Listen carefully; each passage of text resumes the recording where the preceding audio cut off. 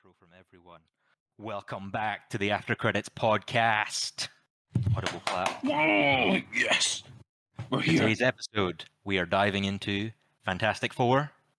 After everyone else's is already out, but that's all right. That's on me. So good. Hey guys.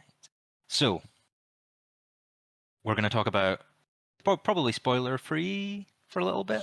Just our general thoughts for just a small section, and then we'll go on to full spoilers, and then we've got some little segments lined up for the very end, so they should be a bit more fun and casual. It's just me and Brendan today, no Robert, unfortunately, unless he's going to join. He's off making money, making bread. Yep. I think. Or making something else, but yeah, who knows.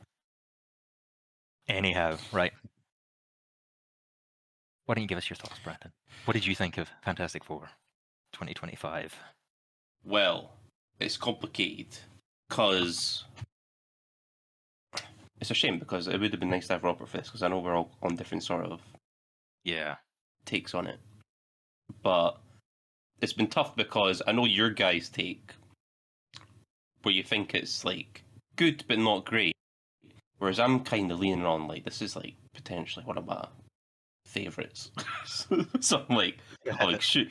Now obviously I've only seen it once. I'm going to try and see it again tomorrow, but it's complicated because I do love it, and I think in short the way I can describe on how we feel about it is that the things I love about it you think are okay, and the things that you dislike about it I don't think are that big of a deal. So it's like that's kind of where we lean on it, where it's like the good things you like I love, but the bad things you dislike I don't mind that much. Yeah. In short, I think in general, I think what everyone can agree on is that everyone does the pretty bloody good job. Everyone turns out. Yeah, there's no like weak actor at all in the film, you know. Yeah, I was gonna say that doesn't go just for the core team. Like the Silver Surfer, I forget her name, but Lady Silver Surfer, and like Ralph Ineson is Galactus. Yeah, I think they're you know what I mean. They're turning up, and I really love the behind the scenes costume for. I didn't realize it was like an actual physical costume that he was wearing. I don't know how much of it's in the film because like Spider-Man wears a costume, but none of it's in the fucking film because they just CGI over it. But I like that at least they filmed it practically, and that the suit looks fucking cool practically. But yeah, I agree. I think everyone. None of my issues come from any of the performances on screen, but obviously we'll get into exactly what. And I think the general, and this is like I've heard this from behind the scenes. Apparently, they cast Vanessa Kirby first, and they cast everyone around her after to do chemistry. As in, like, and I feel like I kind of feel that as well. Yeah, I think it makes sense. Yeah, as well when you've seen the film, because I don't know if you've seen the things before the film came out, but there was like articles coming out being that she was the leader of the Fantastic Four, and a lot of very angry middle-aged men were on Facebook typing away probably about how there was a lot of stuff because even the Silver Surfer stuff was an issue for quite a long time as well. That's true. Yeah. In hindsight, she's like one of the highlights of the film, so I can't complain. Yeah, I also, it's not like they give her anything that I also don't think could be given to a male Silver Surfer. So it's not like it even really matters in that way. It's not like it matters that she's a woman or whatever. It just happens to be.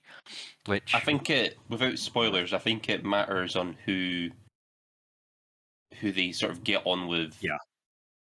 During the film, because in the last Silver Surfer film, he connected to Sue a lot more. Yeah, and whereas in this film it's different. So. Well, yeah, and you're probably right that actually, Sue had a lot to do in this film anyway. So, well, exactly, and I think that's a good choice because I feel like everyone's got their part to play. Maybe Ben doesn't, but I think he plays his part well. It's not like everyone needs to be the freaking main character. Not that he should be either. What I can see them doing is if they do plan on making like a trilogy of films or whatever, I can see Ben having the same arc as Rocket, where it's like in the third film that'll be his film where he'll be the standout of that one, and it's just build up to that point because he's not the main character. He's never supposed to be the main character, It's hard to kind of pick a main character in this, I feel, because like you could argue it's Sue, you could argue it's Reed, but it is kind of tough. Johnny even has like a lot of Bane aspects as well, to be honest. So it is tough, but I feel like what most people agree on, yeah, is the chemistry between all the actors. Everyone shows up. Whether or not they play them accurately to the comics, I've never cared about that. I just totally base it on the film itself. Like if Johnny's not going to be a playboy, that's fine. If this is what that film wants him to be, I'm okay with that. He's not freaking Chris Evans from the last one, you know. And he's just not. That kind of touches on the last conversation we'd had about Superman as well, is that this, like, and even Man of Steel, we kind of brought up, like, that was Snyder's vision. Obviously didn't align with the comics and people who like the comics, but that was just what happened. And like to a point, it's like if it's trying to execute something different, I'm on board. If it executes it badly, I can have issues with it. But exactly, if it's going to be something new or slightly different, like I think an example you'd brought up is that there's a scene which I think's in the trailer, so we can just talk about it. Is where Johnny Storm goes into space and he peters out essentially because there's no oxygen to burn. Yeah. But apparently in the comics he can just burn his ass off in space. So there's little things like that. And everyone's been slightly nerfed in a way, so it's like, but in a way where I feel like it helps the story because then it's harder to have stakes. I feel nerfed to a point because it's like if you think these characters have been around since the '60s, they must have gone somewhere in that all those years. So like maybe back in, I haven't read any of the original comics, but I would think they've probably gotten more powerful in certain ways, and they've lost powers along the way and gained powers along the way. So it's probably compared to their modern counterparts, especially Reed. They're also like, this is their introduction film, so you'd expect that. But again, I think a lot of people had issue, me kind of included, with Superman, where especially when you're bringing a younger character into it as well, like he'd be like Corn Sweat Superman had been like 3 years. These Fantastic Four had been around 3-4 years as well. Yeah, I think they say in the film as well. So it's like they are still like, they're not finding their feet, but they're not established. Well, they are established, but they're not at their pinnacle. There's still room to grow as well. So no, exactly, which is how I like it, because you want to grow. Exactly. Speaking of which, I think it's interesting where I think this is the first Marvel film we've had since freaking Iron Man where you don't need to watch any other Marvel film going in. You could watch this blind, I reckon, because there's no tie-ins. Okay, well, like at all, like it's its own film. I agree to a point. I think we'd had a little discussion the other day about like transplanting other versions of these characters and like our love for them onto these versions, and the same with Superman. I think in terms of, is this a film you can watch blind and enjoy without having to watch anything else? Pretty much yes. In fact, not even pretty much. Yes, you can. But in the sense, it doesn't tie into the MCU as we're used to. It's just set in its own little thing. In terms of like developing characters or arcs or whatever, I think there is a little bit of like they are relying on prior knowledge in a similar way that Superman did, where you don't need to see Krypton explode, You just need a brief refresher and you're into this version. This is kind of the same flavor, where it kind of respects that you've probably seen at least like a film or two by the Fantastic Four before, if not just through the zeitgeist of like pop culture, you know a bit about them. So, and it's honestly just like, to me, out of all the origin stories, it's not like the most interesting one, is it? So I am kind of happy they just kind of sum it up in a few lines. Skip past it, because they do the same with in the Incredible Hulk film, where it's just a little montage at the start of the film, and it's like, all right, we're caught up. We can actually get into the film now. It's not just like, exactly. Yeah, exactly. Although they took out the really cool. He was going to kill himself, right? Like, or he was going to unalive himself. Sorry, algorithm. Right. Like an Edward Norton one or whatever. There was a scene they filmed, like stuff like that. But mad. But yeah, I like that. I think it's a good choice. I think it's a running thing with when it comes to like Spider-Man. We just skip the origin story. The Lucian Batman, we skip over the origin story just because people know them at this point. It's always just unnecessary. I think it's fine to just get into the meat of it. And also, I think it's different if it's like a Shang-Chi, where it's like, okay, nobody knows Shang-Chi, so we do kind of need to explain who this dude is. Wait a minute. Exactly. The other thing is as well is I think this film has a lot of, especially in the first act, has a lot of time dedicated to world building and giving you like it wants to spend time doing that. It doesn't want to spend time doing the origin again because that just takes up time. And it's a pretty brisk film in general. Partly to its detriment, but we'll get into that as well in spoilers. But especially the first act, it kind of just does hit the ground running, and it's like we know you're here. We know you kind of know about these characters. We're not going to focus on exactly. We're going to focus on building their dynamic, but also the world is also given much more focus.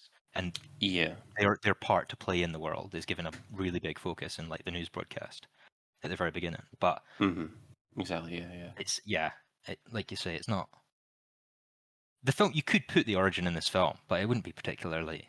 It wouldn't be any better for it, really. So, like, why bother? Yeah, I actually really like the first 10 minutes of just how they explained everything. Because originally, in the original cut, there was supposed to be a big freaking action piece with the monkeys. But they cut that because they're like, that just... No, I wanted more monkeys! More monkeys! Right, the monkey. Look at my little Discord icon. Of course I wanted more monkeys. This is for just Brandon, no one else. I guess I could put a little image of it in the chat. Yeah. I could see. Of course I wanted more monkeys. Alright, so I don't know, I think we should get into spoilers, I guess. Just get into freaking meat. Yeah, well, okay, so your general thoughts are very positive. I'm very positive on it. Yeah. So you came out again, it's still early days. I could have a sweep. Because I'm still pretty high on Superman after sitting on it for a bit.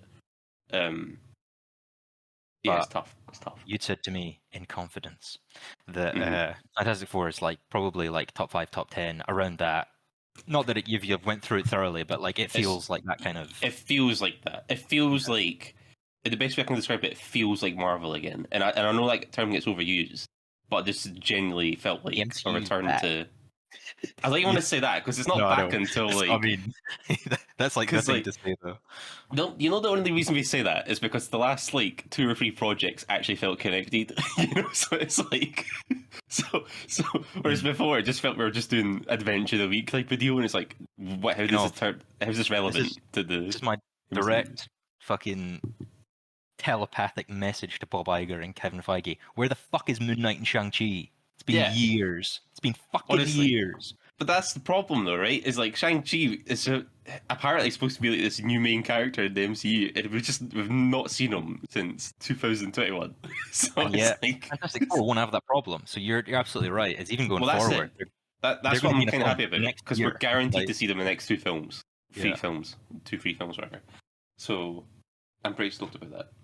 And that'll help because it'll keep the momentum going. It's by Thunderbolts as well, to be honest, too.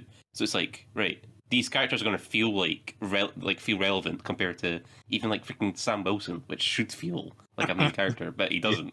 You know. Well, that's because he's had 2 origins since Steve died. So it's not the same story. It's the same. And he's had his Winter Soldier moment very briskly, but yeah. Exactly. Exactly. But yeah, so I think your general thoughts are very positive. My general thoughts are more middle of the road. I think the highs in this film are pretty high, and I would definitely go see it, especially if you're an MCU fan. Anyway, if you're an MCU fan, you've probably seen it, but if you haven't and you're on the edge, I think it is like it does bring back some of the better aspects from like when the MCU was good, but like you know what I mean. It does consistently good. Like, yeah, and it's. But in a way, it's like to me, the MCU was like, let's watch these characters we all like just interact with each other, and that's what that kind of felt like to me. It felt like the first Avengers. We were just like, all right, here's all these characters. Let's just have them. Let's show their dynamics and stuff because that's what's fun. I just enjoy watching that. And to make it clear, I do have like the highs in this film are high, I think, and some of the lows they're not like terribly low, but they're just like. Issues that the MCU is no stranger to, essentially. Just repeats them again, in my opinion. But, having said that, I did enjoy the film. I did enjoy my time in the cinema. So, if you are just looking for a good time as well, obviously just go see it. But, yeah. So I guess that's our non-spoiler thoughts. We'll get into it. Right. They've cut the monkeys. They cut the monkeys. There was one scene of the monkeys that got leaked before I even saw the film. And when I realized that was all we were going to see, the monkeys, well, apes, but monkeys, I was already out. And then I sat down in the cinema. And Act 1 of this film is fucking brilliant. Like, it's pretty good. Well, that's the thing, right? Is that you feel like Act 3's the weakest, right? Yes. To me, I'd probably agree. However, I do fairly enjoy every act. Where different reasons. I can't even pick a favourite act, to be honest. It might be Act 2, but that's just because we'll get into it. But yeah, I want to start off with the very first scene, because I think this is quite important, right? Because I think it's really good and interesting and a good choice to have your first scene with these new characters be like a really personal scene of them revealing, oh, we've got a baby. And that sets the tone for the rest of the film, because they established, like, you know, we've been trying for years, we've always failed, and they finally got it. So that there helps me, like, understand, okay, this is important. This isn't just like, oh, we accidentally had a baby, I'm pregnant, what do we do? This is like, no, yeah. this is important. May also be a metaphor for the Fantastic Four in itself, that they've been trying for years and they finally landed it. Yeah. True. But automatically, I've bought into their dynamic. I like their relationship and stuff, and it definitely grows throughout. Obviously, there's a scene that I really like that we'll get into. But right away, I'm sort of hooked, and it's difficult because I wasn't sold on Pedro at first, like when he was first announced. But that's honestly mainly just because I feel like he's a bit overused now in a lot of freaking That's not films. an unpopular opinion either. Like, yeah, and it's a shame because he is good, but it's just like, god damn, man, you're in like 9 films right now. It's like jeez, filming 10 more. Yeah. Yeah, but right away, I'm bought in, and that leads into the sort of dinner scene, and that sort of sets up the whole family dynamic that I instantly sort of fell in love with, especially with Ben, who just automatically knows, like, you're pregnant. Yeah. I know. I could see it. I could tell. And with Johnny and stuff. You kind of mentioned it in the spoiler-free bit as well, but obviously I think there was supposed to be some sort of action sequence to set up the film initially. Mm-hmm. I don't know if it was right at the start, but I like that it's a bit slower at the start. It's not just like, boom, something's happening. They're like, oh, we're having dinner and you're late. It's like, it's a family.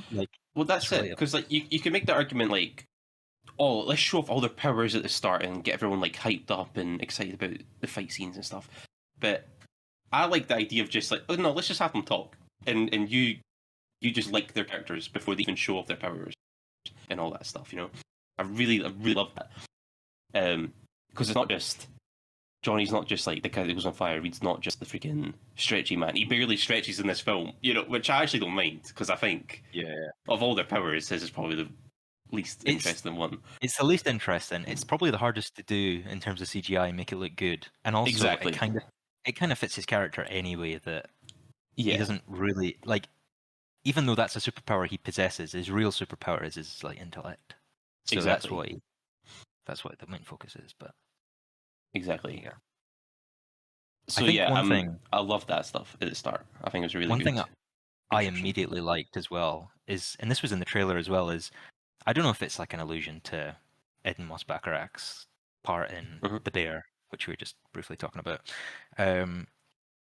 But like he likes food, and he's like telling Herbie, he's like, oh, this needs a bit more zing. Like, it's good, but it could be better. That kind of thing. I like that. I reckon it was a reference. I reckon 100% was. Yeah, 100%. I gathered that it was, but I wasn't like certain. But because that's like his breakout role, so it's hard to not connect those dots. Yeah.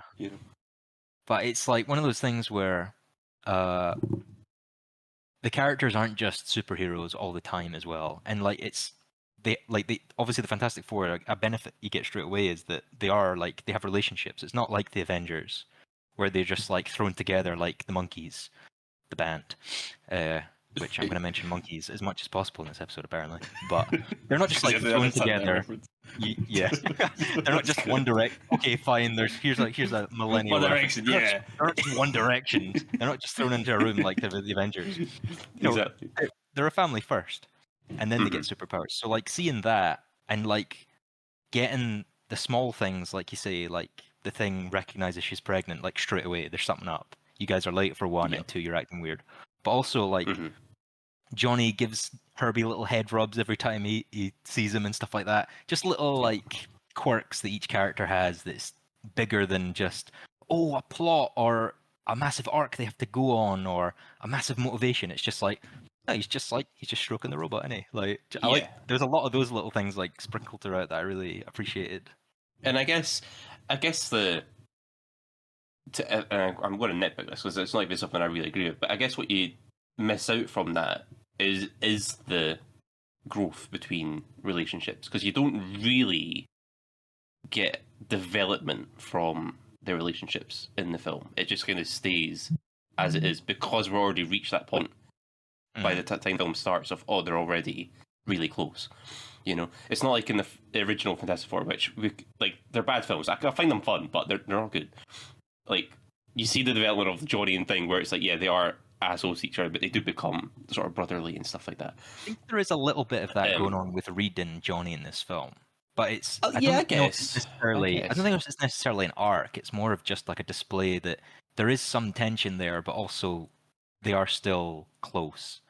And I do think that leans into the Johnny issue, not even issue for me, but like it would have made the film better because the film's banking on him what would you call it, stepping up, right? Like he's going to solve the issue, he's going to sort the issue with Silver Surfer, he's going to make the sacrifice at the end, but the film kind of tells you like, oh, this isn't Johnny, this isn't. Like, you wouldn't have believed this at the start, but I kind of did, because it was never a point where I was like, oh yeah, he's a dick. It'd be more believable if it was the Chris Evans one, where he is a dick, asshole, egotistical dude, only thinks about himself, and then does those things where he sacrifices himself for the child or solves the issue with Silver Surfer. But because at the start of the film, they already kind of established that, no, he is pretty competent, he does get on with all these people, it's just like, well, okay then. I think I would have liked it a little bit more if they did lean into the more party boy esque Johnny at the start. Again, I don't need to rewatch it because I don't totally remember how he was perceived at first, because it didn't feel like he was just a little brother. Yeah. But besides that, but yeah, I think he's the one that lacks like actual like besides Thing, but I don't think Thing necessarily needed to. I think that's the thing, is that the Thing's role in this film wouldn't have benefited from an arc necessarily, whereas I think Johnny's role in the film would have benefited from a more pronounced arc, I think is what you're saying. And you could make the argument of like, when he does chase the Silver Surfer at first, he does kind of simp for her, you know, so it's like he's not locked in. You know, so it's like, and then when he does lock in, that's when he solves the issues. You know, kind of. This is a much broader issue that I won't get into fully right now, but it's kind of, this is a little kind of symptom of that. This film kind of makes allusions to things like arcs or like character beats, like that. Like you say, like there's an illusion that he is like simping after her, and then by the end, it's not as simpy, I guess. But there's like allusions to things like that throughout the film, and this kind of goes for character as well. I don't think anything in this film is particularly pronounced in a like eccentric way, if that makes sense. Everything feels a bit muted to me, apart from the world and the color scheme, which is great, and the score, which fucking bangs. But those are all totally different topics. But there's a lot of things in this film feel kind of like shaved off, if that makes sense. Like there's a good core here, but I just would have liked a bit more in every direction, where Johnny's a bit more hot-headed or a bit more Johnny, and the Thing's a bit more Thing, and Reed's a bit more Reed. I think Sue is probably the happiest I am with, like, character-wise, but because she gets a lot to do in this film, and there's a lot of allusions to her role as in the team, in the world, like the Future Foundation, and also that's like followed throughout the film. Whereas everyone else's role, I don't think is, and I don't think they necessarily have as big a role as Sue maybe does. It's like the heart of the team. I think so. You're right. I think Sue's got the most important role, but I do think they all play their parts. Like, it doesn't feel like anyone's just been sort of left. Yeah, that's not. I don't necessarily mean they've not played their part in the film, because everyone does get their moment, or even multiple moments. Especially like Johnny had a lot more than I expected. But it's more the actual characterization of the characters is, I guess, in my mind, like the Thing. Like I don't necessarily think the Thing needs to be like depressed all the time. No, but there's like and I'm kind of glad they didn't lean illusion. in that because again, that like it's overdone, and we got little glimpses of it as well, just like looking at his reflection time to time and looking at his past self on the TV. Like I like that stuff, and that, again, that's something we can build on to going forward. You know, if you want to do that, like a rocket. But I think that's my biggest comparison right now. I mean, in that way, where I don't want to say he has to be depressed, but there's almost like it's like a character's trying to break out of him, and there's like little glimpses of that, but it's just an illusion, like you say. It's like looking in the glass, or it's him meeting that woman in the synagogue and stuff. Yeah, It's like there's little moments, but they're not really anything big and tangible.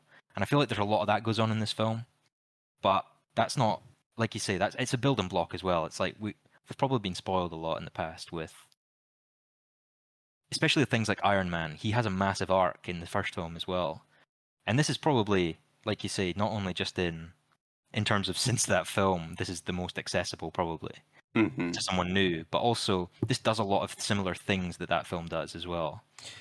Yeah, and the MCU's reached a difficult point because now we do have so many characters, and they're gonna start acting similar to other characters. Like it's easy to make the comparison to Reed and Tony. What I appreciate is that even though they're both considered the smartest men, they don't act the same.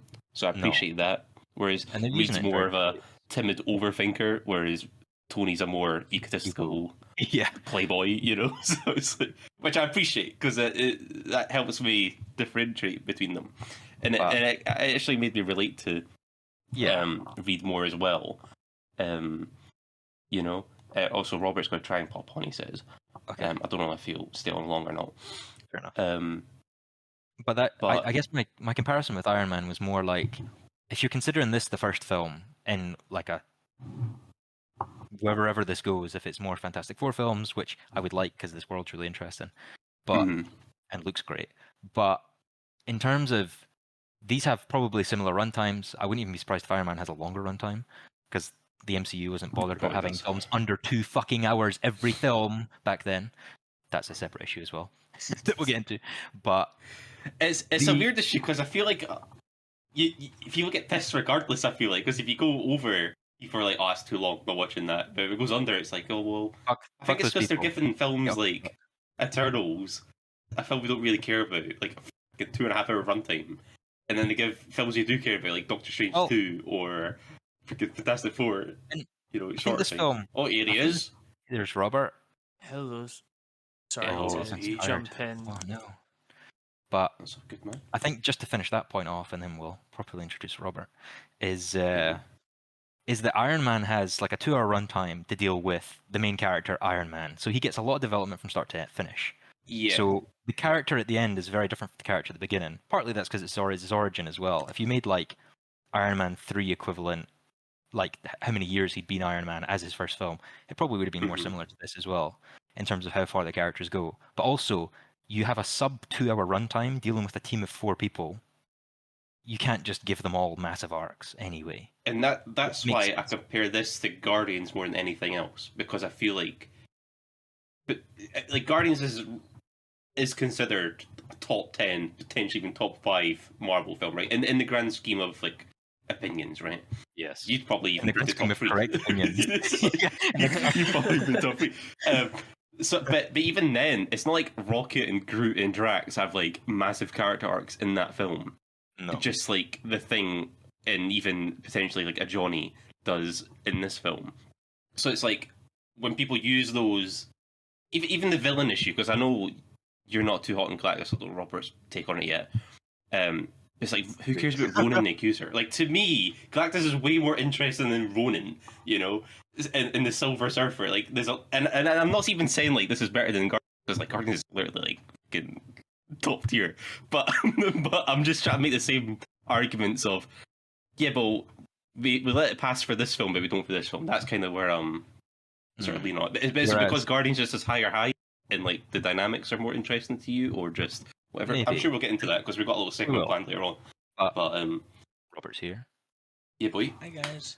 Welcome. Sorry for my hour late. We were just saying you were making bread. I was making bread. Just making bread. Apologies.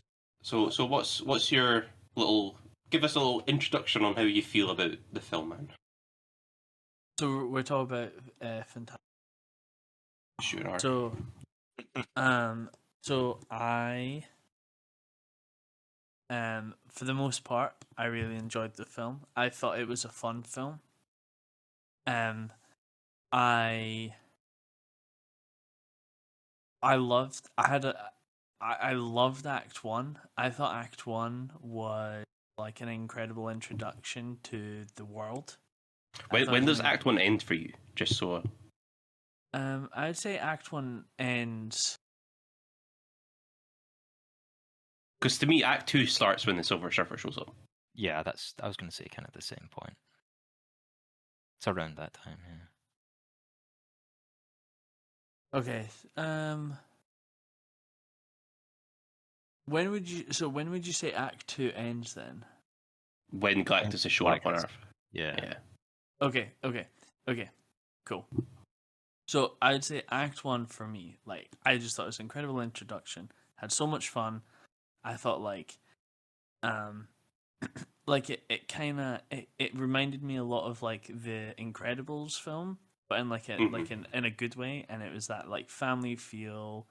Like it was just, the world was beautiful, and the costume, the set, the design, the theme tune of the Fantastic Four is so flipping good. So like I was like, bro, they had me, and I was loving it, and like and then when they went to space, when Silver Surfer comes in, and then she's like, herald your end, or whatever it is, I was like, oh dude, this is getting sick. And then when they had the space scene, and then they like Galactus, I have mostly no complaints about that area. I know I'm a CGI snob, and it's something I really hate about myself, but Galactus was in like was really good looking in some of the scenes, and then just really like put me off in a little bit of Act 2. And so, but I know that's like a me thing. I know I'm a CGI snob. I don't think it's. I think it's also, it plays into kind of the strengths of CGI and when to use it as well. Yes. Where it's in his introduction, he's in a dark room with direct light, so it makes sense. We made the argument the other day that he's got one of the best introductions for a villain in Marvel. But obviously at the end, I wouldn't disagree with that. He definitely does. Because that's so intense, you know. And obviously we know Galactus like from stuff. But imagine people who didn't know. That's mad, you know. That's like Smoke from the original idea of like, oh my god, this guy's massive. Just like Smoke. Well, and I guess I'll in fact, yeah, give us the rest of your thoughts, Robert. Sorry, we'll get into that. Well, after. no, it's okay. Well, and as well as like, you know, when they show up to the world, and then they're like, oh, Galactus is in there, and then the world's just like obliterated. You're like, what the fuck? Just like, what did I just watch? You know, and it's like really scary. And then like, you know, they go and they meet Galactus and stuff like that, and like the introduction to Galactus and even Silver Surfer is really intense, and you know, like you feel your heart racing. And then when you know, when they have that kind of like fight, and you know, they're leaving back to the ship, like it's really intense, and but it's still quite fun. Like they had like, you know, their little Marvel charm with that part. And like when Sue was giving, wait, how spoilery is this one? Full spoilers. Full spoilers. Okay. Full send, brother. Cool.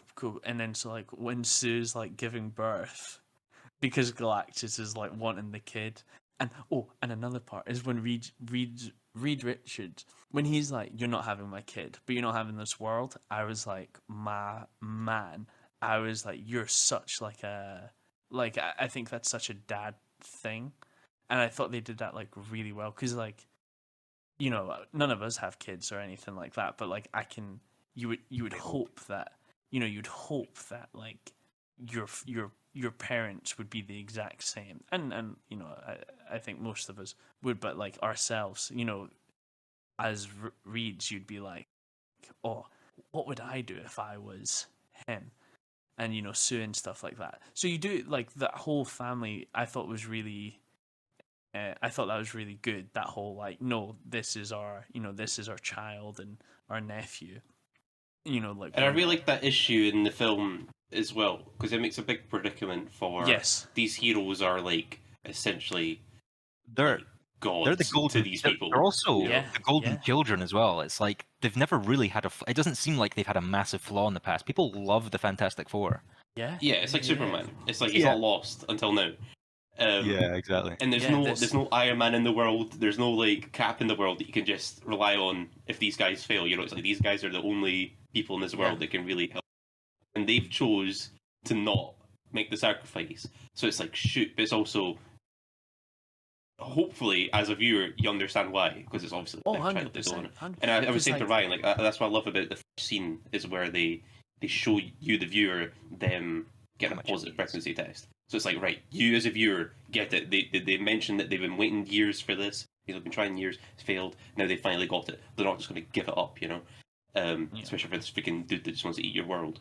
And I think the whole argument there of like them making the sacrifice or not, and the baby's relation to the world's fate, I think all of that is done to its conclusion pretty well. I don't have any issues at all really with that whole. I only have positives for that storyline. That was one of my favorite storylines. I've seen people like make the complaint like Reed was stupid to tell the public the predicament of like, oh yeah, if we give the baby, he'll go away. But then they've kind of made it clear for the whole time. Sue's the public speaker. She's the one that's better at speaking to crowds and stuff, and they show that after, which also resolves the issue. You see in that scene as well where like Reed's like he looks uncomfortable and he does not look like he's like you can see and this was probably one of my favorite scenes from Pedro is like you can see in his eyes that he's like looking at them for like reassurance, and it is like you can see his brain ticking through his eyes and like and going it's through because everything. he's the smartest man in the world who doesn't know how to fix this issue. So it's like it's if he can't fix it, you can't. Well, so it's like that's the problem I really like. I do have a small.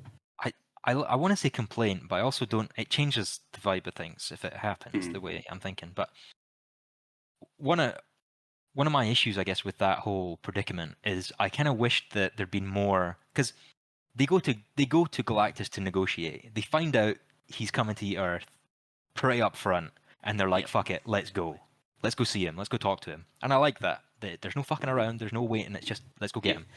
Keeps the pacing good as well, to be honest. And exactly. Agreed. And it gives you like a cool new location, set piece, whatever.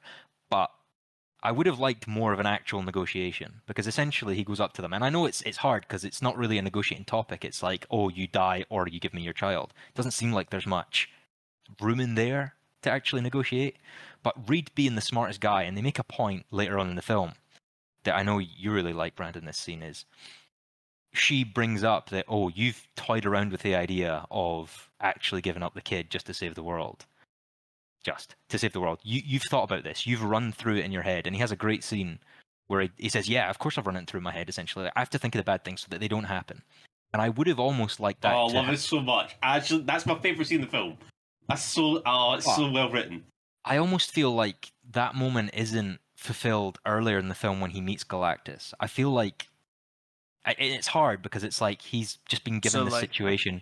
He's been told that he has to give up his baby or die, essentially. Like, it's not a great situation, but I would have liked more discussion with Galactus of like, can we postpone it? What about, can we wait for the kid to grow up, or can we, and we can negotiate later, like if this kid can help you with your hunger, like when he gets a hold of his powers, he can maybe do it without you destroying the Earth. Like, there was no discussion of that, and like maybe seeing Reed be more of a negotiator with Galactus, and then Galactus just shutting him down and be like, no, this happens now, sort of thing. I feel like that would have done maybe a bit more for both characters. I do see your point. I think though that would take away the emotion. Well, exactly, From and Reed. it takes away the Reed being a human. I think because it is. I do like how they're just like, you want to kill our baby? Nah, mate. Yeah, exactly. We're gone. Yeah. Because if that, I see you your know, point that, though. Like, but yeah, it's tough. It's a hard middle No, ground to 100%, fight, you know? 100%. That's what I mean. It's a there's something lost when you change that scenario on Yes. both sides. It You know- changes up the vibe of it. So it's not necessarily a thing that would be better. It's just something I maybe would have expected from the read that they were giving me. No, And I that's feel like we get that with Johnny and Surfer anyway. Like, he's Yes. trying to convince her and try to get information out of her of why she's doing this and all that jazz, you know? So Can I I guess just that say? fed. Huh? Go on Sorry. then. You're gonna simp. So Well, This I've always- is a simp segment because we can do this. We can. A naked lady covered in silver. My No, God. So I've always been a big fan of her. Like, I love her as an actor. Anyway, so like when I heard that she was announced, I was like, "Oh yeah, baby!" Like, Were you annoyed before you saw the film that it wasn't the typical surfer we were gonna get? No. So that was never like a problem for you. No, because like Right. the thing with Fantastic Four is like I'm not like a hardcore Fantastic Four fan. Like I love the movies and like I've read some of the comics, but I prefer the comics where like as I've said earlier, where like Sue and Reed's have kids and like it's like the near of like Johnny's End kind of situation. Like I prefer that stuff. But Right. I would never have said like Fantastic Four is like my favorite. Same, yeah. So like for me, and they made it very clear that this isn't of the same universe at all. Yeah. So like I was like, well, they've done sex change, in like all. Like Eternals, like when you watch Eternals, most of them they've been like sex changed and like ethnicity. So like I had no interest. Like I just didn't care. I was like, oh, fair enough. Like they're giving us this. Like I'm not fussed because like I just don't know the character super well, right? Yeah. So it wasn't an issue for me. But and also I love her as an actor, so I was like, for me, I was like, this is a bonus if anything. So I was quite excited to see her, even Because though I wasn't like, stoked at first, just because I do like the storyline they do with them no, that's fair. in general. However, I do think it was a necessary change because of the story they had planned for this. Because, Agreed. like we said, like me and Ryan were saying before, the male version usually relates to Sue more, whereas this film needed Johnny to be involved. So I think making him a girl is... And the thing is, we say this, there's a version of... Like, she's not like just made up for this film. She exists in the comics as well. So it's not like she's just a made up character. Well, for me, yeah. this was probably the biggest positive because, like, I love the like original Fantastic Four with Chris Evans, right? Like, I have such a soft spot for those films. You have the nostalgia, right? Like, they're bad films, but they're like, as a kid, they're so nostalgic. So, but I've always hated how dumb Johnny's been, and it's like, how can this guy like in mass, why is he invited to space? and it always it's well, I say it's the always, answer to everything is nepotism. Yeah, and I honestly never even thought about that until this film.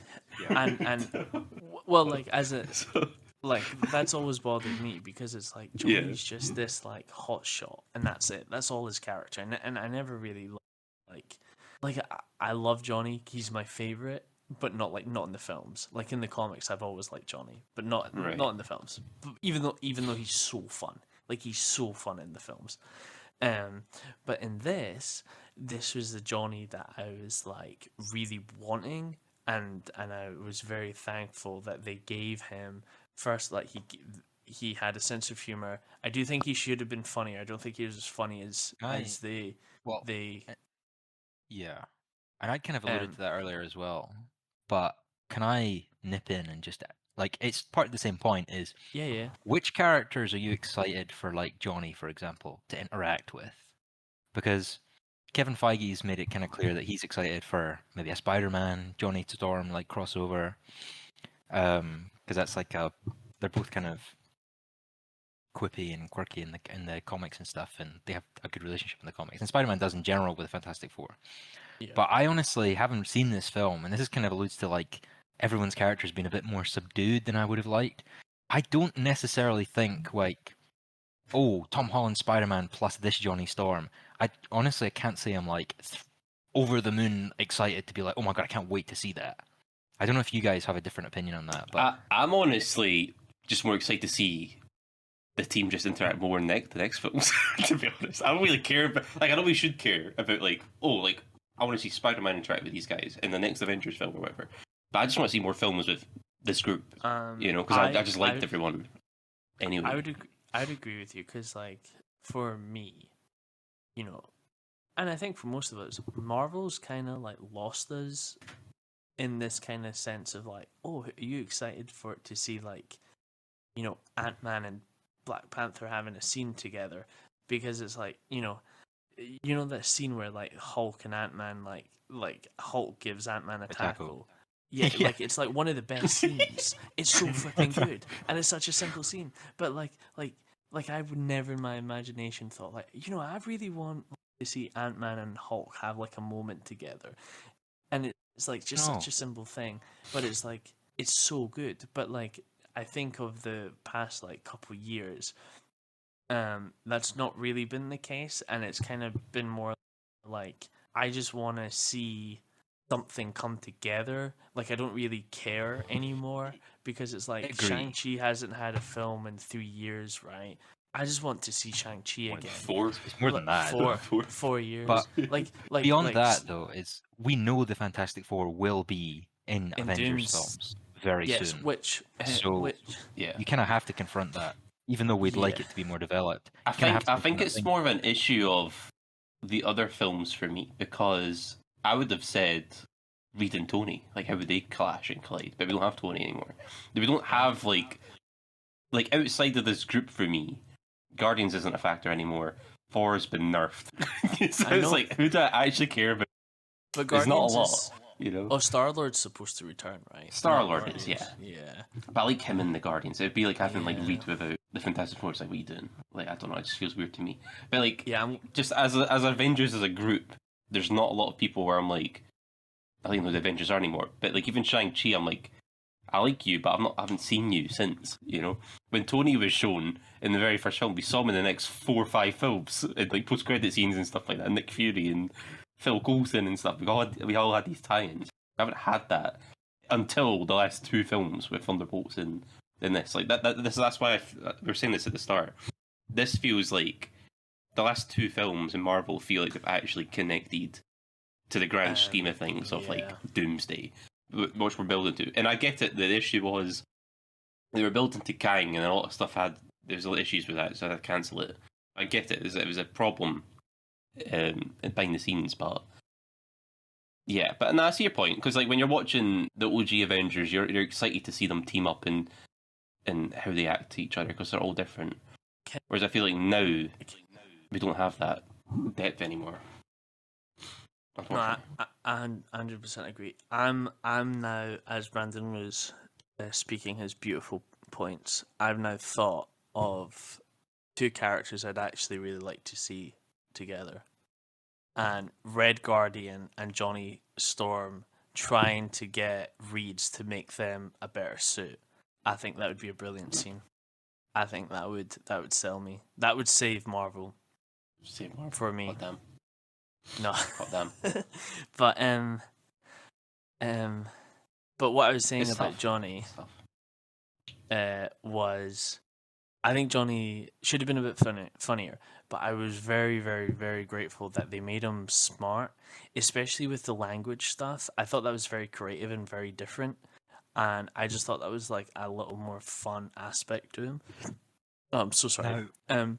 But as well, to see that with Silver Surfer, and then see that like strengthen their relationship together, I thought that was a really fun play on it, and I did really enjoy that.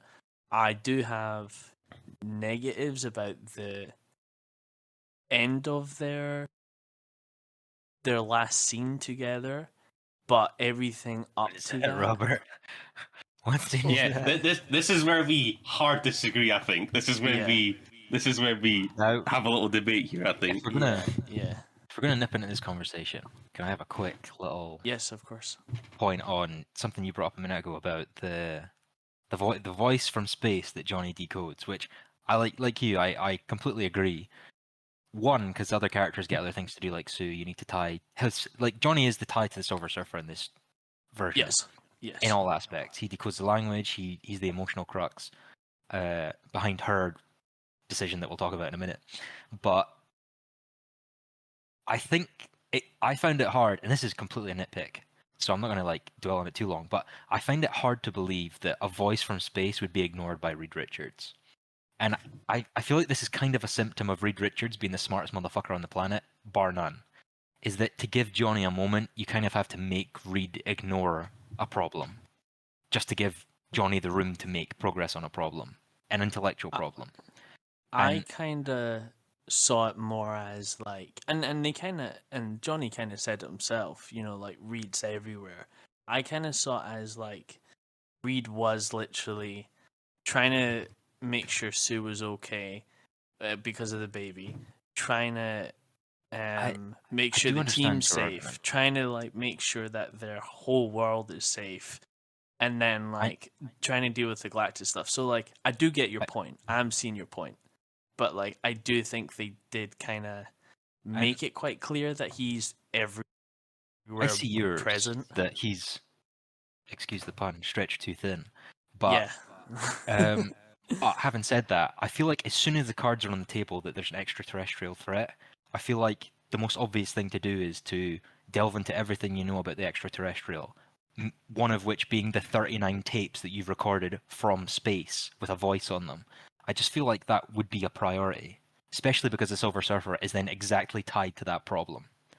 It feels really weird that Reed just ignores that entire problem to me. It's complicated because I can't even remember the first time it was brought up. So when I see it again tomorrow, I'll like look into it more because I can't remember because it's before Galactus was even mentioned.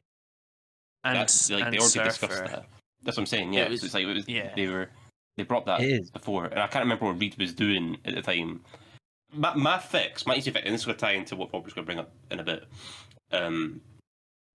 My simple fix is literally, and we talked a little bit before, make Johnny a bit of an asshole to begin with. Show him be like a bit loving the fame a little bit too much or whatever, right? They fall out, and Reed's like, right, Johnny, fucking get your crap together and do some work. And he just gives them the tape to decode or whatever, right? Just to keep him busy because he's pissed off, right? And they don't do that because they don't properly fall out, but like they have a little issue of like, oh, you're not really respecting what I'm saying or whatever. And they can get into that because like, but it also makes more sense because like from the Johnny we know in this film, he's not an idiot. He has his little moments of just being a little bit silly, but he's not like he's not a dumbass. So when he is like making points to them and they're not listening to him, I'm like, well, why are you not really establish him to be an idiot? Yeah. So why are you not listening? Why are you not taking his stuff seriously? Yeah. Like, I'm not even got a big issue with it because I get what they're trying to do. I just think it could have been done slightly better. No, yeah, and the thing is it's like, do I want Reed Richards to just solve every problem as soon as he sees it, or do I want to have Johnny have a? Of course, if he can make it make sense in a better way, I'll take that as well. But if the argument is like, oh, don't have that be a part of Johnny's story, or have it be a part of Johnny's story, I obviously want it to happen because I like what they do with it. Would you accept it if it was just Johnny's specialty, that realm? No, because it needs to. Because this seems like an intellectual problem. Right. You know what I mean? Like, obviously, linguistics is a different thing from whatever Reed Richards, like physics and all that kind of thing that he's into. He failed his driving test, mate. So he did fail his driving test. Like me. but it's a different. There's obviously different skills involved. It's nothing to do with skills. It's to do with his attention. Is like once the aliens are on the table, he should have that Tony moment of, oh, I need to put a suit of armor around the world, which is what he kind of does. He wants to teleport the Earth away. But I feel like as soon as you realize aliens are a threat to your world, you have proof that aliens exist, and everyone just kind of doesn't look at that as proof. It's like we discover aliens tomorrow, and everyone's like, "There's a voice coming from space," and we're like, cool. Okay, I need to make a new suit. It's like, what do you mean? Like, there's no proof. Like, in the context of this universe, we have not been told, even though things are supernatural and people have powers, we have never been told that this world knows extraterrestrial life exists. And yet Reed Richards has a stack of discs that prove it, and nothing happens. And I'm like, why? Do they notice a voice, though, at that stage, though? No, I don't know. they don't. Because I feel like Johnny didn't connect those dots until she spoke to him. And then it's like, oh, shoot, these are voices. They're not just noises from space. This is a voice. And then he starts to go to it. That's. I'm pretty sure that's what it was. I'll look. That makes sense. I don't know. It's tough. It's not because it's been a wee while since we've all seen it now. But anyway, but, that's a nitpick. yeah. That's no, I that's get right. it. not like That's right. it's not like That's true. Yeah, because we all have our values and like our not values. Like you have a big interest in space and science and stuff more than I do, so that stuff's going to stick out to you more than it would for me. So I understand. But I do agree that I think Johnny could have had a better arc from being because I feel like he just kind of stayed put the entire film, and then the film expects you to believe in this massive turn, which I still liked. I actually really liked it, but I would have liked it more if they established something to be a little bit different at the start of the film, to the point where he's going to sacrifice himself for the baby. Hence, leading into Robert's discussion right now. yes. so It's funny because we have had a little bit of discussion on this point, and I think Brandon stands on one side of the fence, Robert stands on the other side of the fence, and I'm kind of like somewhere in between, but I haven't quite worked. You got a different fence. You got yeah, I'm like a you're different on fence. Yeah. So maybe, I guess, do you want to kick us off with it, Robert? Your issue with it, and then Brandon can build on that. Yeah. Okay. So I only liked one scene in the whole of Act 3. And that was the scene where Johnny and has like got the Silver Surfer in, is it Times Square or like just like the middle bit? And she's Times Square, yeah. and she's got like her recordings are going about of like, you know, all that, and then you have the flashback of her. I really like that scene. I think that was a very perfect scene. I absolutely loved it. There was no complaints on it. Going anything else, I didn't like anything. I really struggled with the last act. I'll just stay on the Johnny stuff then now, since we're talking about that, and then I'll go in depth if I think we'll talk later. about the specific act first, and then because I have some other issues with Act 3 as well, we can discuss that after, I think. Okay. So yeah. Well, what I'll say the main thing that really annoys me in Act 3 is everything kinda just feels really rushed, but also very like stupid and unexplained. And it's kind of like I just think Act 3 would have been done well, in my opinion, if they had just given it like an extra like 20 minutes of just setting some more stuff up. So like, for example, for me, the most pointless character in that whole film was Mole Man. I don't understand this point of the film. Like, I understand he's literally like, I'm a bad guy, and now I've been redeemed, and I'm going to help people stay under the ground. But like, that's literally it. And you don't get to really see like the people under the ground while Galactus is like actually coming in. I think there's like one small scene, and that's it. But it's like there's nothing. Like I don't feel scared for them because you're not seeing like anything actually like anything happen. Like you're not seeing like, you know, maybe because how big and huge Galactus is, like when he steps on this, you know, this bit that maybe his foot goes into one part of like the whole city, the Mole Man city, and like you see, you know, like, oh, this is a bit scary, you know, and then Mole Man has this kind of thing of like, we need to move them down, and there's, you know, he has a little bit more of like a a scene where these people are also in danger underground, and he has a little bit of a moment of like being a hero, which I would have liked to have seen. I thought that his character was pretty. I was pretty disappointed in not getting more of him and more of the redemption and like the hero arc kind of thing. I don't necessarily disagree with any of that, but do you want to like touch on the Johnny sacrifice? Yes, and then talk well, about, that's like, what I was going to go with afterwards. the build up with the Johnny sacrifice. I think it is just as stupid and just as pathetically written as Finn and Rose's sacrifice. It's like if Brandon, don't hit him. No. with Get back. the only thing they would have to do is give it 1-2 scenes max. Like, why is Silver Surfer not there fighting them? Why do we not see a scene with her show up at all? You know, like while Galactus pops down. Like, where the flip is she? She's nowhere. There's not one moment where you see her come in, and then all of a sudden, Johnny, which I think's it's a really good scene. Johnny's like, tell Franklin, Uncle, whatever it was. And I was like, okay, cool. This is a really good moment.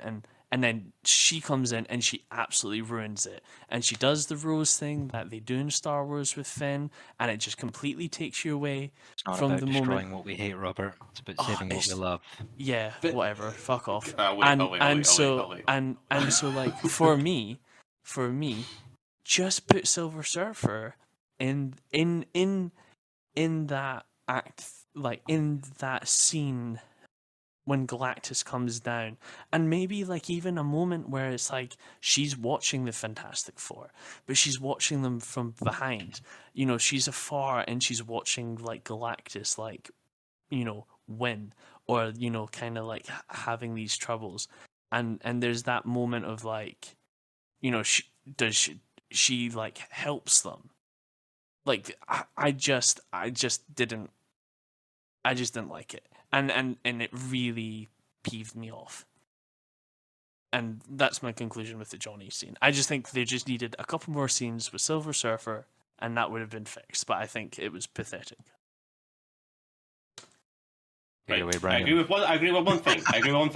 I do think they should have had one scene with Surfer just to explain what she was doing, because I do agree. Because it is funny though, because when that scene was happening, at that moment I was thinking, where is Silver Surfer actually? Because I didn't think of her the entire time until that. Yeah, and I think, but like I would have liked, even if it's a scene of like, because you don't see her since the Johnny scene in the town square, right? That's this is the point. This is the point I wanted to make. Was that point is quite far away from the point she comes back into the film. Exactly. So I agree that she needs a scene in between just to establish one, she's there, two, maybe she's more conflicted than she was before, or to display that like complication in her head. But I think that I don't agree necessarily with your point, Robert, but I agree with this solution. No, that's totally fair. Because I think if you literally had the scene, and again, the thing is, doing this is going to take away from something else as well.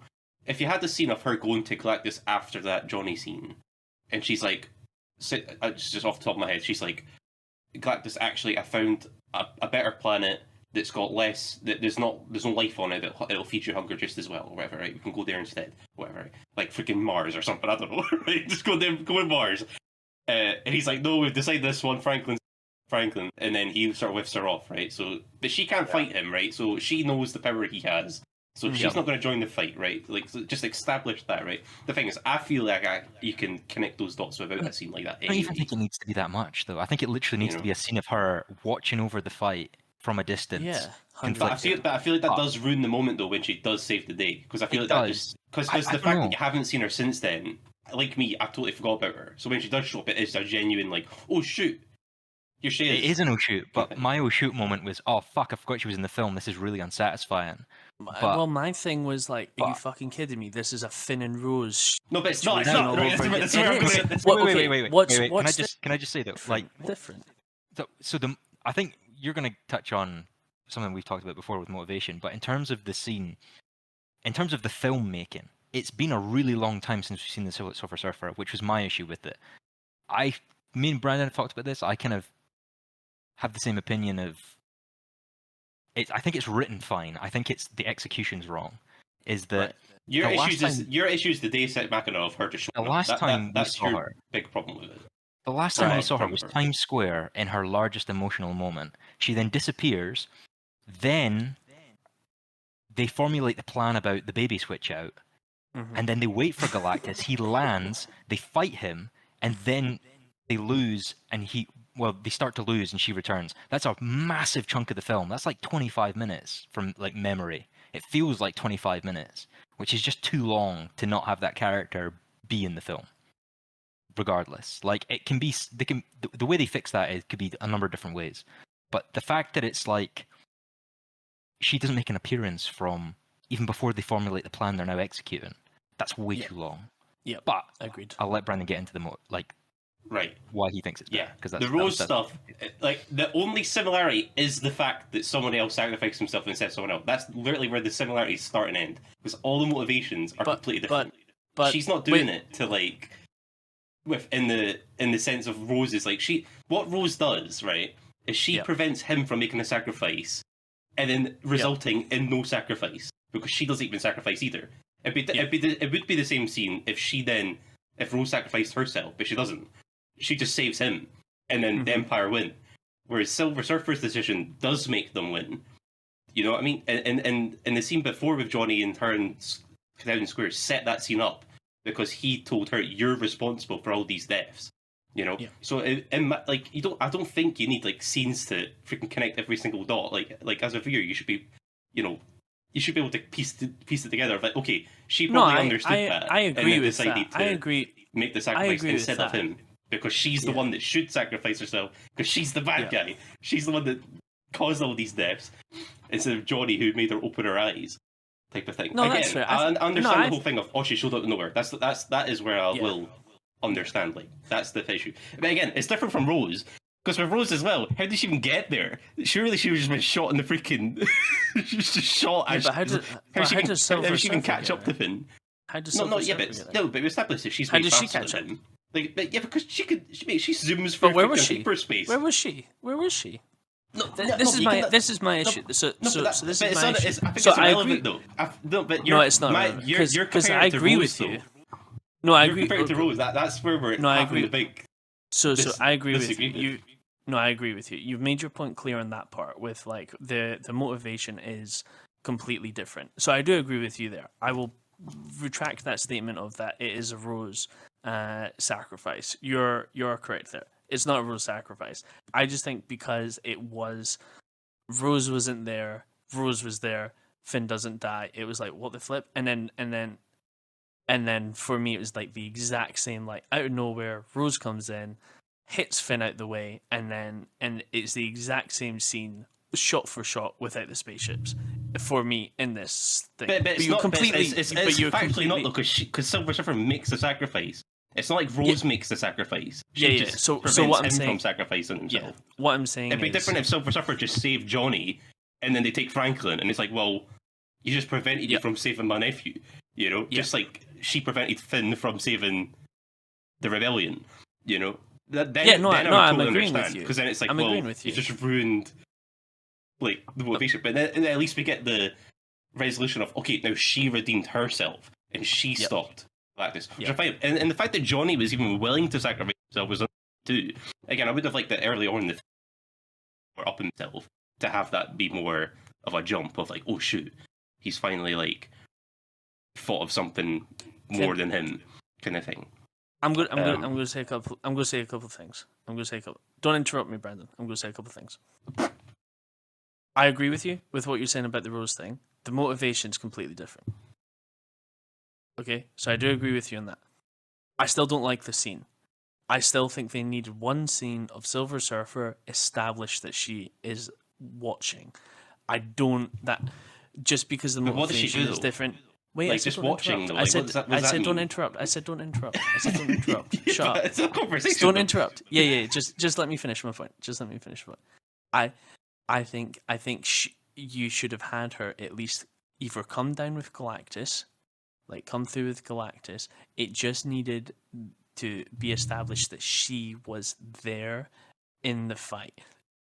So, like, I agree that the motivation's completely different. I'll take that away.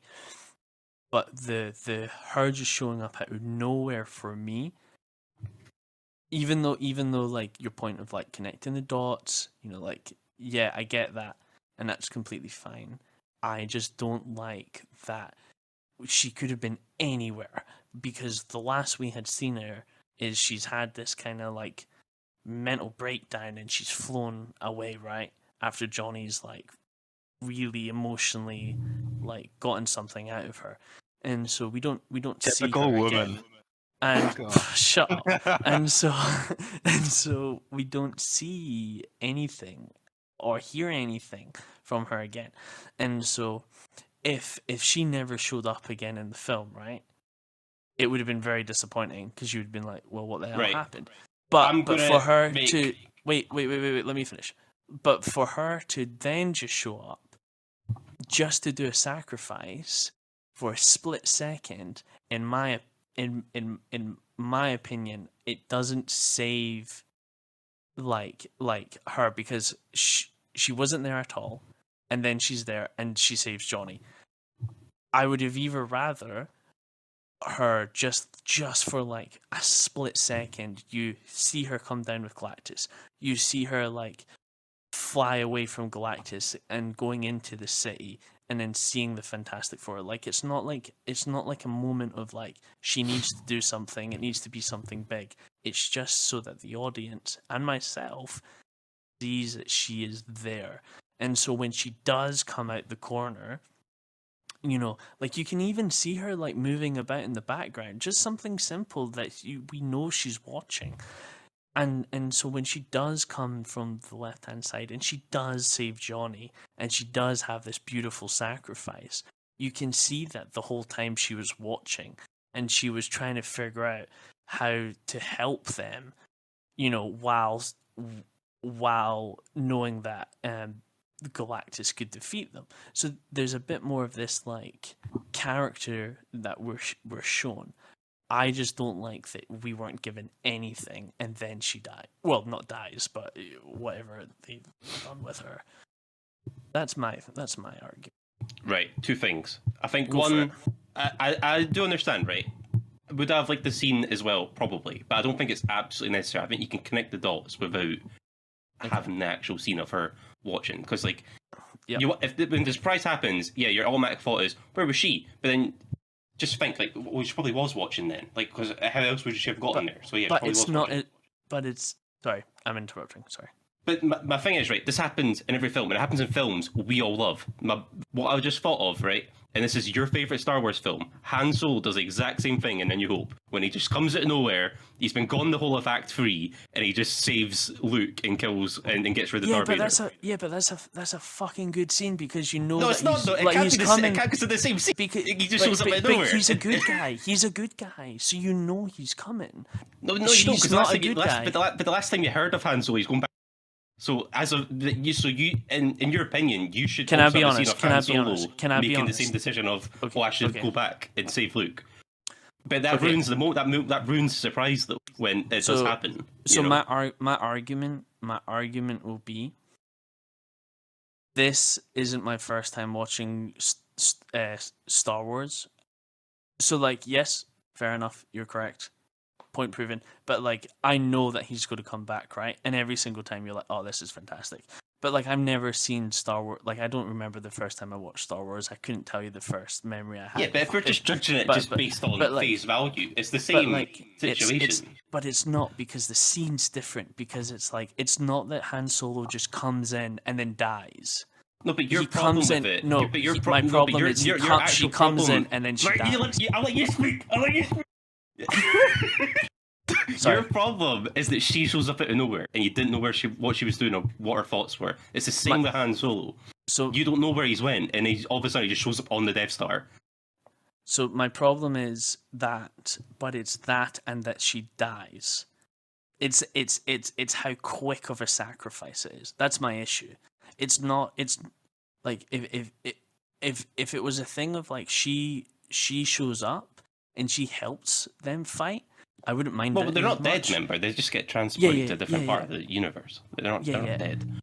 And that's completely fine. But what I'm saying is like if she shows up, right? So say instead of say there's no sacrifice, say a sacrifice wasn't needed, right? And she just shows up, like Endgame, where they just show up randomly and there's no sacrifice, but they just show up and it's just a hype moment of like, okay, the bad guy's on the good guy's side now, and she's super powerful, and we've seen this, and she's going to help them defeat Galactus, or like save. That would have been a very different scene, because it's like, okay, the bad guys joined the good guys now. She's going to help. At least try and help them fight. The Han Solo's supposed to be over here. He comes over here. He helps the good guys because he is a good guy. The end game scene, when they've opened up the portals, they've gone and they've picked up everybody and they bring them into the scene, and it's this big epic battle. My issue is she comes in, we haven't seen her for half an hour, big emotional scene. There's nothing. She comes in and she sacrifices herself within a space of 10 seconds. That's it. That's all we get. My issue is there's no, oh, I come in and I help. There's no like clear turning point. There's no like emotional But we had that emotion at the town square with her eyes being opened of, oh, I've helped kill all these people. I don't know. We're not going to. Can I be honest? Exactly. At least I understand your point more. I feel on my point more. We made good points each. Yes, I don't fully disagree with you. You don't fully disagree with me. I think that's where we're going to have to end it. Yeah. No, I agree. I appreciate it. I appreciate it. But it's interesting. Yes, I think it is interesting. I do you know what?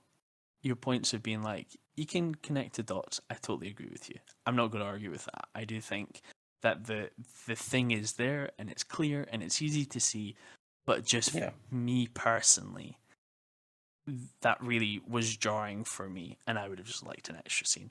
But like you said, we'll agree to disagree for the most part. And for sure. And Ryan can be a good boy and sit in the fence.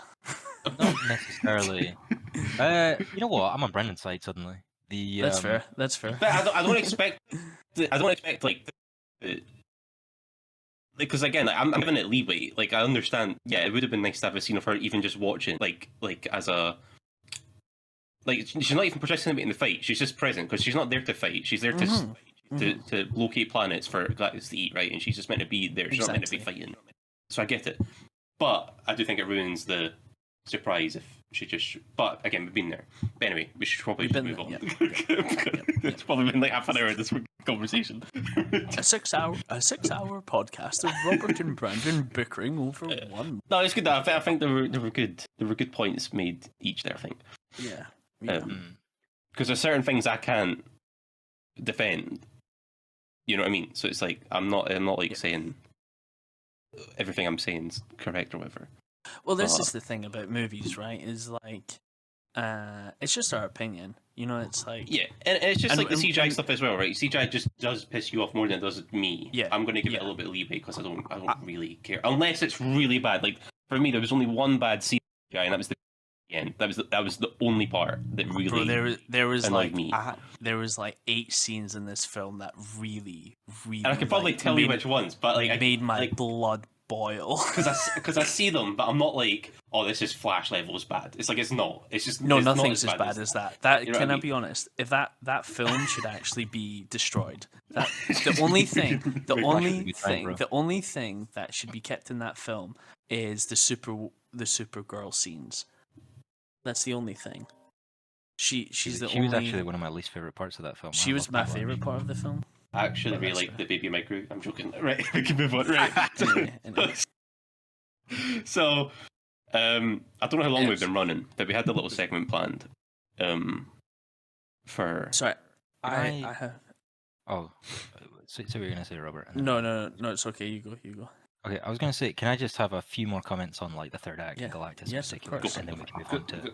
I know So- you have an issue with the baby. Or Yeah, Reed's smartness, Reed's plan. You have an issue with. I know that's a. Reed's plan.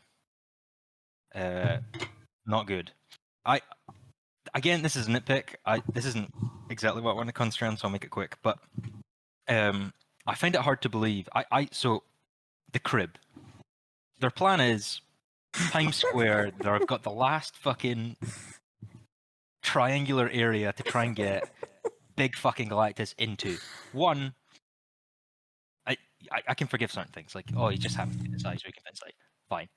That needs to happen for the movie to happen. Anyway, not the point. They put the crib down and they're like, right, we're gonna bait the baby, okay? And everyone's like, you're gonna bait the baby. He's like, we're gonna bait the baby. It's gonna have to happen. It's like, fine, I get that. You've got teleportation tech. That's the tech you're gonna use to get rid of Galactus. I'm on board. But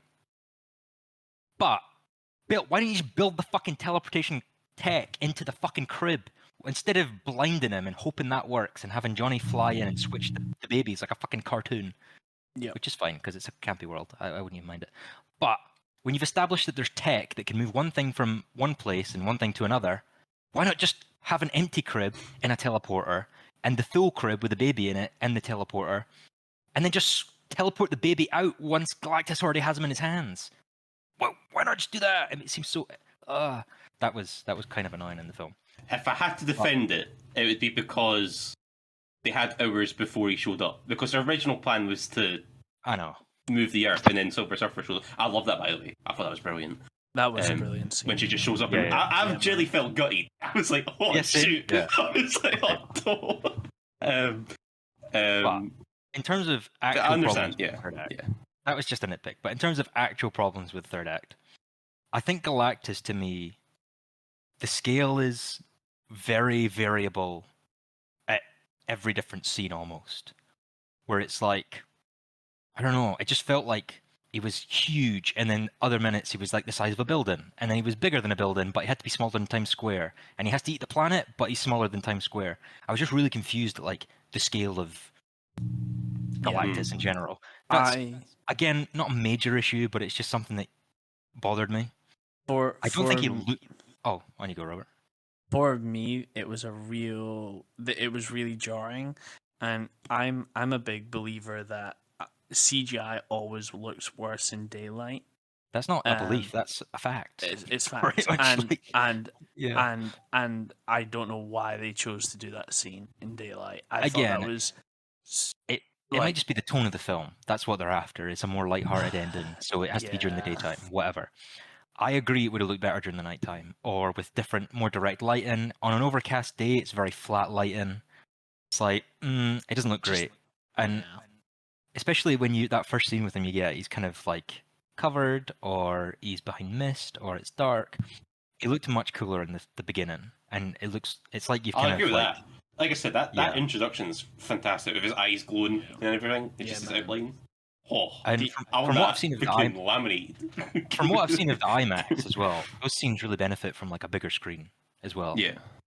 But yeah, so one, the CG doesn't look great. Two, I don't really think Galactus all that interesting. He does sit in that kind of tier of Ronan the Accusers for me, where he doesn't have much motivation. He doesn't have much of anything really. He's in the film a bit, and then he's in the film at the end, and then he's just summoned to punch, which is fine. It's a comic book movie. That's what we want. But I can't honestly, in my heart of hearts, put him above like a Ronan. I can put him above that fucking Ronan clone that was in the Marvels because she was shit.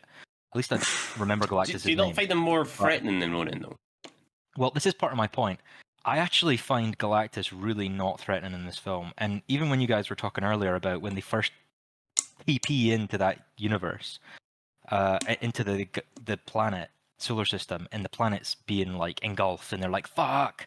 That just did not do anything. I don't know if it's because I've been desensitized with like fucking Rise of Skywalker, like bam, bam, bam, 1,000 fucking Star Destroyers that can just do this. I don't know. But seeing a planet destroyed just didn't do it for me. I think part of that has to do with not the CGI itself, but the way it's framed. And I think a general issue I had with Galactus and his stakes is to do with how it's kind of shown to me. And the only thing I can compare it to is that I wanted Gareth Edwards' Godzilla. I wanted that, like, slow, hulking, like, fucking massive, unstoppable force. And what we got was essentially just a guy who's big, moving at normal speed, looking like a normal thing. I would have liked more of that, like, that scene in when they fire the flares in the 2014 Godzilla, and you just see his foot, and it's fucking massive. Something like that, where it's like, Yeah. he's slow, he's encumbered, he's massive, he's hulking, he's going to eat this planet, and I believe it. I never once for this, like, he can pick up, he lands in Battery Park in New York, he doesn't even feel it. It's like, how's he going to eat this planet? Like, fair enough, logistics of that, doesn't matter. But he just never felt, like, imposing as, like, a planetary eater to me.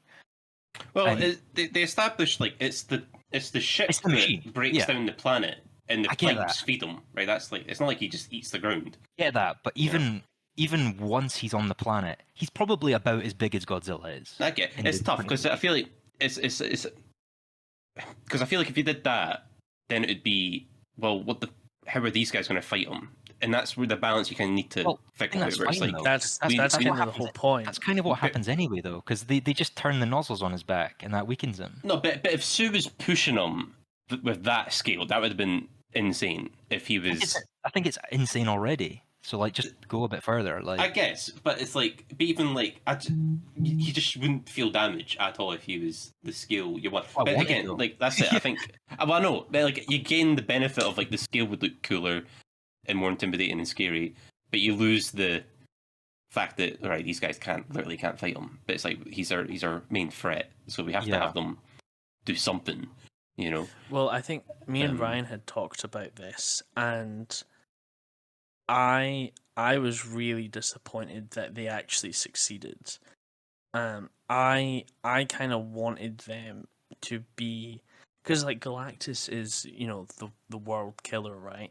And so, like, I wanted them to kind of lose, and it was that thing of, like, you know, they had to leave the planet and, like, leave these people behind. And so when you next see them, you know, and I thought that Galactus was going to be kind of the next big threat of, like, Marvel, and for them to, like, come and be like, oh, this is what's happened, this. I think that's fine if it's your second or third film, but I think you can't have them losing their first, because then it's just like, well, these guys are going to lead the Avengers in the next one. It's like, I agree with both of you, which is so annoying, because it's like, and this is what I mean, I kind of wish we'd had another Fantastic Four film before this, without the baby, just, like, not necessarily an origin, but just something where they can get a win, you can see their dynamic, build them up. Meet Mo-Man. Meet Mo-Man, yeah. But you know what? I think that's what we can agree on, right? Because this ties into a lot of things we have issues, and I don't have many issues. But if you did have Mo-Man be the villain of the first film, let's just say, it's not even an origin film, it's similar to this one, right? Be Mo-Man the main antagonist. So you set him up to be a big turnaround hero in the second film to give him more of an arc. Because we don't really get that in this. We get, like, a quick scene at the start and a quick scene at the end, right? Yeah. It's not like an actual thing. Although I do like the scenes they have, because it sets up as Rita's not the leader. It is definitely Sue. And I like that. I like that as a different dynamic in the team, because usually Rita's the leader, but I don't like him being the leader and the smartest man in the world, because it feels like, well, what does that leave for freaking Sue then? You know, like, what's her role in this? It's like just being the mum. You know, I like her being the glue that ties this team together and actually resolves their issues without violence and stuff. And then you can have, and then in the second film, you can have them lose. Again, we don't know where they're going, right? Because we don't know what Doomsday's about yet, or we don't know what it's like. Because we could have said the same with, like, Civil War leading into Infinity War. You know what I mean? It's just like, well, although that's a different situation because they do lose, kind of. They break up. So it sets the stakes. But again, if Civil War was the first Avengers film, it wouldn't hit the same, would it? Because we haven't had that time to. And this is the thing. It's kind of unfair to judge this film as what it could have been if it was like a two-part whatever. But at the same time, it is kind of a symptom of the larger Marvel issues that things have not been set up to progress. They just happen and then they have to join up. Yeah. Because there's no time now. They've already put a date on on Doom. It's coming next year. And it's like there's no room for another Fantastic Four film. So it's not really an issue with this film. It's more an issue with, like, the Marvel system as a whole. But like I was also in the film thinking, if this finishes like Ragnarok with like Asgard blown up, if this, especially with the way the Thunderbolts ended with the post credit scene of the Fantastic Four ship, my mind was primed and ready for one, Johnny to be like have the kind of Tony Avengers sacrifice of being another end of space or whatever, but two, also then they just fucking lose and then they have to go to the normal Marvel universe. So again, it's unfair to judge because it's like they didn't necessarily tell me that, but that's what my brain thought. Yeah. So again, on a second rewatch, maybe it won't bother me because I know what's coming. Yeah, because that was an issue for me. The whole film is that it's the freaking post-credit scene of Thunderbolts because I was waiting for them to explain that the entire film. But that's not even this film. This isn't this film's fault. That's freaking the post-credits freaking fault for setting that expectation up. And I said that to you as well. You remember I was really pissed off by that because I was like, this either spoils the film or it gives us absolutely nothing. Which I feel like it just ties more into Doomsday rather than it did for Fantastic Four. So again, we're just gonna have to wait and see because I don't want to like make these crazy assumptions. Judgments now until we actually see. That was a problem with this film to make crazy judgments too. If I do it again, exactly. I've even learned, exactly. But so, yeah. But anyway, days, then. Do you want to move on to the segment, or do you want to do a little bit of dad? Our little dad segment. Oh yeah, so we've got a lovely little segment here for you folks. It's called Devil's Dadvocate, and if you can't tell what that means from the name, because I'm the only fucking person who has, maybe you can. I don't know. Maybe it's self-explanatory. Anyway, I'll mansplain it to you anyway. It's a segment where basically we scrub everything we've said this entire episode, and I hope this is recurring, and I hope it does well because I enjoy this idea. But we scrub everything we've said, and we go, from a dad's point of view, how banging is this film? Pros and cons. Pros, Vanessa Kirby. Your dad's gonna love it. Hell yeah, boy! We man approved. I know my dad will hate this film. How badass are the characters? Okay, so why would your dad not like the film? Do you have a particular reason? Yes, so my dad is very much a 70s dad where it's like, Arnold and what's the other guy? Like Stallone. Like those, if he's not, if he's not winning, he's losing. Rocky 1 through 3, they're shit. Rocky 4, Dolph Lundgren, fucking sit down. Yeah, it's the best one. It's the best one. Language. Rocky 4 is the best one. Yes, that's gonna hate this film. And so he loves your big one-liners. Just big guns, just sweaty, wild scenes with There's not enough alpha men or action in this film. Yes, to be dad approval. A dad approval. It's not like Jason Statham the Meg, But, it's not. But I think you would really like the car. I think every time the car would come on scene, cool cars. I think you'd really like the car. I think you would really like. Dads don't want to see women give birth in space. That's too real. I give some PTSD flashbacks. They don't want to see that. They just want to see them blow up spaceships. That's what they want to see. There's going to be a lot of. I don't understand why they didn't just. There's going to be a lot of that. Yeah. Yeah. So I don't think it is. I can't say this is. I can say this is probably partially dad approved, but it's an ambiguous stamp. So we're going to have to give it the old. On the fence. So F4 is not dad approved, but F1 definitely is. Yes. Yes. Yeah. F1 if you're at the cinema this weekend with your dad, with your pops, and he's like, Fantastic Four, you go, no, father. Essentially, no if our J Fred likes the film, Dad's will probably like the film too. Yeah. No, Papa. It's Brad Pitt. It's Brad Pitt this weekend. Let's go. Queen 5. So, our recommendation for this week is take your dads to F1 the movie. Yes, agreed. Maybe give a pass. Maybe tell your dad to wait for streaming. Not that we condone that. We're cinema guys, but your dad's probably going to like it better when it comes to streaming, and he's probably never going to watch it again. I mean, we all loved it as well. To be fair, we all liked it. So, Yep, go see F1 with your dad. 100%. Go see F4 by yourself. I will. You sweaty loners. Yeah. What time are we running on? Do you know what how long we've been going? We're over 2 hours, but sure, I don't think okay. we're not far over 2 hours, so Okay. we'll round it up. But we've got time. That's fine. I was going to do the other segment, but we don't. If we don't have time for it, it's fine. We also have 12 minutes of Craig at the beginning, so. Oh, fair. Uh, Bloody Craig. give us the next segment. That's Devil's Advocate.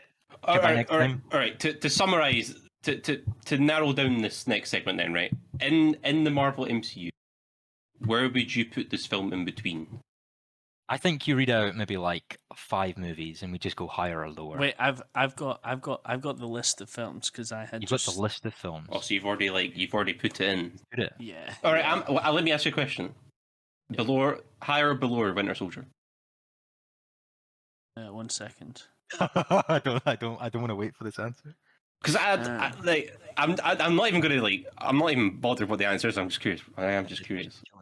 I'm not going to get mad or anything. I'm just curious. Said like a truly abusive husband. Jesus. No, because I know he doesn't rate Winter Soldier either. So I know. curious where in the list I that put was it right. I put it lower.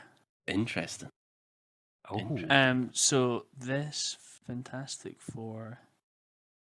So I gave Fantastic Four a 6.5 out of 10, and I gave quite Winter disappointed. Soldier. I gave Winter Soldier a 7. We'll take a 7. That's the best we're gonna get this year. Honestly, it's the relative 10 years of my relationship. We'll take it. We'll take a 7. So where is it exactly in your lineup, then, Robert? What's it sandwiched between then in your lineup? So it's sandwiched between Iron Man 2 and Iron Man 1. Oh, interesting. They're that close in your ranking. Yeah, I don't care for the Iron Man trilogy that much. I've never really liked Tony. Is Iron Man 3 below them all? It better Yeah, be. yeah, 5.5, 5.5. Say, if you put Iron Man 3 below Iron Man 1, that's a problem. That's a different problem for a different episode. So, well, although they all have good aspects. Though. So, yeah, you'll hate that. Captain Marvel to me is only a point lower than Iron Man. I just never. It's just we're not bothered about the rest of your list because that's Yeah. Right. Okay. Right. We'll do this. Right. decent, but... Right. We'll each do this right now. Start with Robert. What's your least favorite? What's your most favorite? And where's Fantastic Four right now? You've already answered Fantastic Four. So, but where's the other end of the spectrum? What's your least favorite Marvel film? Okay. Well, I won't. I'm not going to include Infinity War or Endgame because no, you can. You can. If you well, want. they should be everyone's favorite. But hell yeah. Yeah. I think we all agree on that one. We all agree Infinity War. So Thor 2 is my least favorite. Okay. Wait. No, hold up a second. That's my most favorite. Quantum Realm. Quantumania. Nah, Thor 2 is my least favorite. Yeah, at least you have Ant-Man. You know. So. Yeah. Ant-Man, Hope, and then the other two. But not the door. Nah, she can flip right off. I would actually put that as the worst casting in all of Marvel. Worst recasting. You're recasting, absolutely. Anyway, before I get into that rant, I would. So it is Guardians 2 if it's not Infinity War or Endgame. Really? Yep. I just rewatched that recently, and that went higher up in my list. That's got some pretty bad CGI, Robert. It's only got one scene. It's only got one bad scene. You know what does have bad CGI? Winter Soldier. Yeah, do you know what it does have? Bad fucking storyline. Right, awful okay. Characters. Right, your turn. Yeah, thank God I don't. Let's not get into that. Sorry, Robert. It's all at your expense, but hopefully it makes a good episode. No, it's I would funny, say my but least I don't favorite is probably in that realm of like the Marvels, like Thor 2, Eternals, like some shit. Like everyone, like no one really likes those films, and if they do, fine, I don't care. But something along those lines, I don't know. Maybe like Quantumania, I didn't hate. I love fucking MODOK. To be fair, our group had a bit of a laugh. Yeah. To be fair. I didn't love MODOK. It's like Shazam too. It's not a film, but we had a laugh. Yeah, So yeah. just... I didn't love MODOK, but I loved MODOK. His little bum. His little bum. I think His little bum is better than anything in Thor 2, frankly. So Thor 2 is definitely the bum. So, or it's around there. But something like that. My favorite probably is gonna be like Guardians 1. That's Or fair. like you say, like if it's not Infinity War, like Infinity War is just I'm just always astounded by the pacing in Infinity War. But Infinity War is like, for me, it's just 10 out of 10. Like, I have no complaints about that film. There's no debate. Yeah. There's no reason to dislike that film. You're a freaking if there is, fan. there's a big reason to dislike you. You can only hate that film if you're a massive fan of Hulk. That's the only reason. Gets nerfed. Yeah, I'm a big fan of like the Doctor Stranges and the Guardians of the Galaxy and stuff. This fits like, I would say this fits in like pretty snugly around, like it does something similar to, as well as achieves the same things as, and it kind of, had it come earlier in a phase, I feel like would have been something better to build off of in the same way. But something like the first Avenger, or like one of the early Captain America first Avenger. Yeah, Captain America first Avenger, gotcha. Something like that, like an Got you. early origin story from the MCU. It kind of fits in it. Like I would probably put, I don't know, maybe like around Black Panther, because I'm not that hot on Black Panther, but like Yeah, that's because you're racist, though. something. Whoa. Whoa. Whoa. You're gonna attack the algorithm, bro. We're trying to make views here, not enemies. Look, Fucking hell. look, I don't want after you just I don't want a fucking riot outside my window. Are you kidding me? after you Just because it's made by Ryan Coogler does not make it a 10 out of 10 film. His favorite Spider-Man's Miles Morales. You're right. I can't be racist. I've got racist Spider-Man friends. Yeah. It's around the Black Panther for you. It's around that kind of like it's Like I would upper put mid. I would put it like upper mid with any other first film of any big hero, I guess. Maybe bar like Iron Man, because I have like a lot of nostalgia with Iron Man. That would probably go higher. So like the exceptions are probably like Iron Man, but this would probably sit around maybe just below like Spider-Man: Homecoming, but above Far From Home. Gotcha. Around Black Panther, that kind of it's good, but I honestly will not. I mean, because it's new, I'll go see it again. But once the novelty's worn off, if this is a new Marvel film, I can't say I'm ever going to be like, oh my god, I need to see I'm going to get cravings for Fantastic Four. I'll probably watch it when it's on Disney Plus occasionally, but I'm never going to like, oh my god, in the same way that I'm never like, oh my god, Black Panther, like rah. It's like there's a lot of things I like about Black Panther, but I never really want to see it again. For me, this is very much like put in the background kind of film. I would disagree with that, but that's fair. That's obviously just your opinion, so that's fine. And- I'm not as a dismissive way, but obviously just how you enjoy it. Yeah. But I reckon where's it in yours? bottom for me's been weird because it was for Dark World for a while, but over time I don't even care enough to like hate it that much. Whereas like for Love and Thunder, I actually hate that film. The more I think about it, the more I hate it. Yeah, right. It ruins 4, who was at his peak until that film. Infinity War, freaking 4 was the goal. That scene, oh my god. Which, speaking of Infinity War, that's probably number 1. Probably Infinity War, Endgame, Winter Soldier, Civil War. That era. Guardians is up there as well. 3, that is, because I prefer Guardians 3 over. And that's not me dissing the other 2, because I love all 3 of them. I think Guardians 3 wrecks me.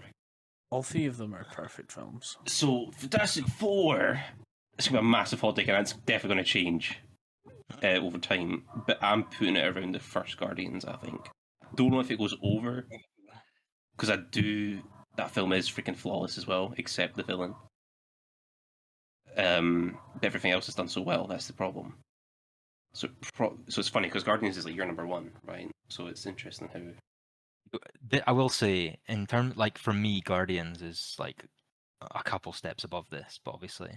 No, I get it, and I probably even agree. But there's elements in this I do love. Like I do love the family dynamic between the characters. I know Robert wasn't too like hot on the reading Sue stuff. I was, again, that was my favorite scene in the film. Well, was their wait. argument scene. Wait. No, it wasn't. It wasn't their characters. It was the actors. The actors. So I can understand Pedro. I don't know about Vesely. So I'll just quickly say my point, right? And it'll be quick. So like, my issue with Pedro and Vanessa, I think they're incredible actors. I will not slate their acting in this film. I thought they were absolutely incredible, but I could only see Pedro Pascal and Vanessa Kirby. I couldn't see Reeds or Sue. And like with Joseph Quinn, who I think is also a very, very popular actor, and he's very famous, I felt that he was Johnny. I didn't see Joseph Quinn. I was very immersed in that this is Johnny. And not that it's Vanessa's fault or Pedro's fault. I just think they were they're too popular for this type of role, for me personally. Like, I'm not slating it on them as their actors. Yeah. I'm not slating on them as their actors. I just like when I watch Robert Downey Jr. and Chris Evans and like Tom Holland and all these people in these films, like Chris Pratt, I forget that these are actors and I'm watching like these characters. But in this, I wasn't watching characters. I was watching Pedro and Vanessa hang out with characters. So that was my kind of. That's fair. It's definitely more of a personal thing.